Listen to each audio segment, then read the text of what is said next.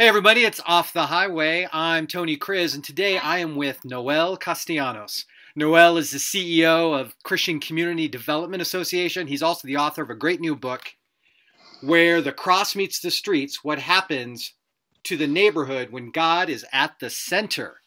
Noel, thanks for taking some time today. Oh, great to be with you, Tony.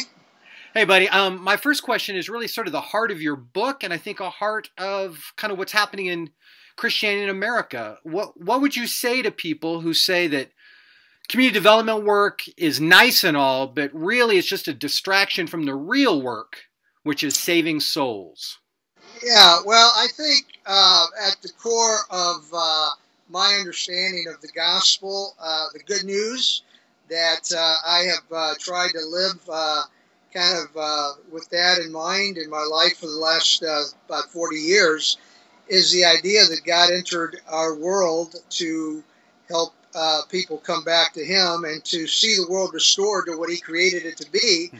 And to me, that reality and that story, if we look at it with some fresh eyes, can really point to figuring out how to come alongside those on the margins to be very central to the work of God and not periphery. So that's really where the idea of my book came from. It's the cross, the great redemptive work of God. It really is actualized in the hood, in the barrio, on the streets, and not exclusive to other places, but God incarnates Himself. The Bible says really on the wrong side of the tracks. I love talking about this really theological fact that's so important, that the incarnation, when John 1:14 says that God became flesh and blood and moved into the neighborhood. Right. That's the way the Message Bible translates it.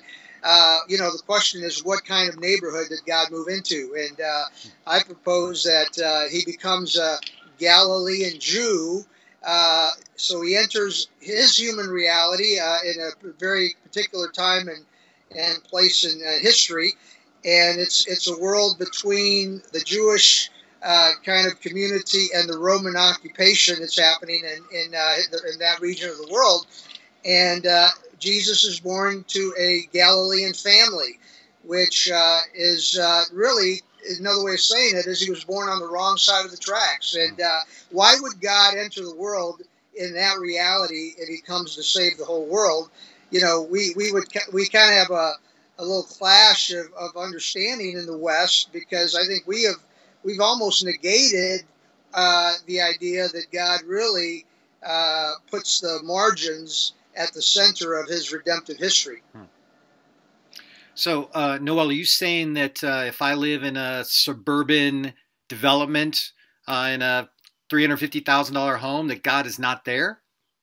No, I think that's a great question. I'm saying that if that's where you land, it's very easy to come to an understanding or to think that that's where God kind of started or centered His work when He first came on earth.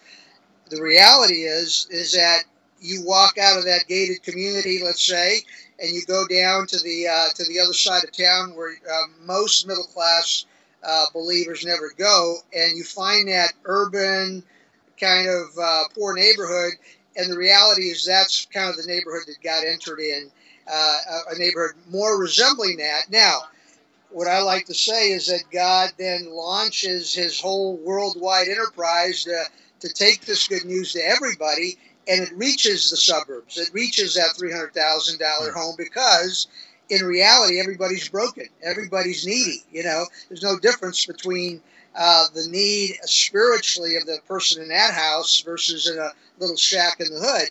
But so often in society, we kind of neglect the poor, and whether it's politics or religion or church, and so kind of a rediscovery of the margins in the Bible. It just reminds us that this is not a secondary thought or idea for God. this is not the latest fad in God's kingdom, right? It's always been central to his theology and his redemptive purposes on the earth. So God loves the poor, God loves the rich, but the reality is, in our world, the poor are the ones that are going to get the the short end of the stick often, right, in terms of our efforts and our priority.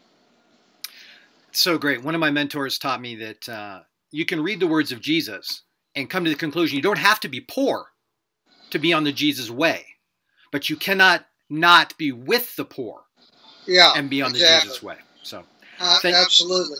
Thank you, Noel. Appreciate your time. He has a great new book, Where the Cross Meets the Streets. Go check it out. Thank you, sir. Thanks, Tony.